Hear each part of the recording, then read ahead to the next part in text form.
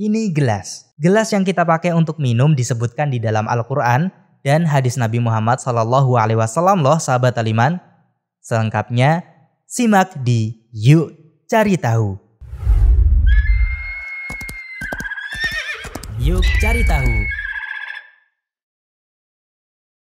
Gelas adalah suatu tempat atau alat atau benda yang biasanya digunakan untuk menampung air atau cairan untuk diminum.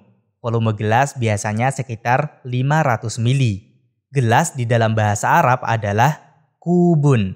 Pada umumnya, gelas terbuat dari kaca, tetapi ada juga gelas yang terbuat dari plastik, kayu, dan tanah liat.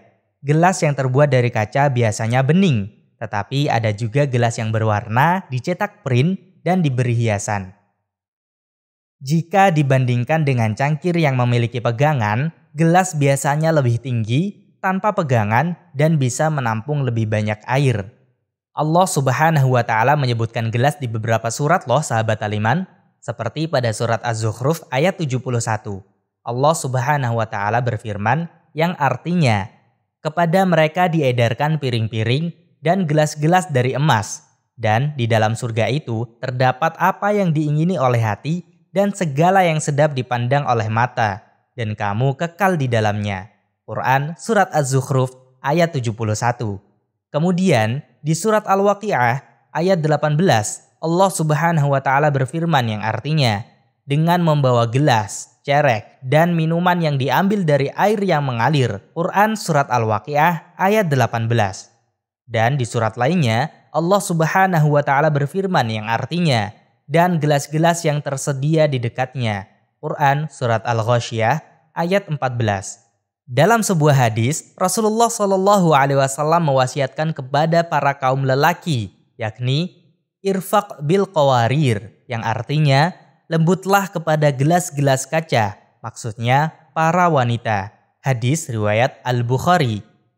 Ulama berpendapat para wanita disamakan dengan gelas kaca karena cepatnya mereka berubah dari ridho menjadi tidak ridho, mudah pikirannya berubah. Layaknya gelas kaca, mereka sangat cepat pecah dan tidak dapat menerima perlakuan kasar dan keras.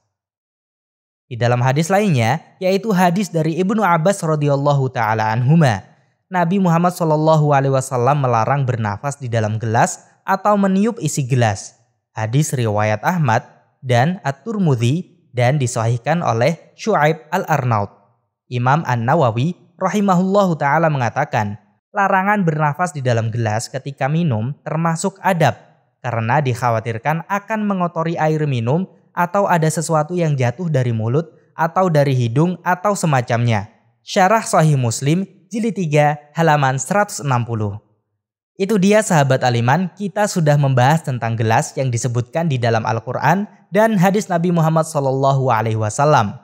Saksikan pembahasan hal-hal lainnya di program Yuk Cari Tahu. Sampai jumpa kembali sahabat Aliman. Wassalamualaikum warahmatullahi wabarakatuh. Yuk Cari Tahu.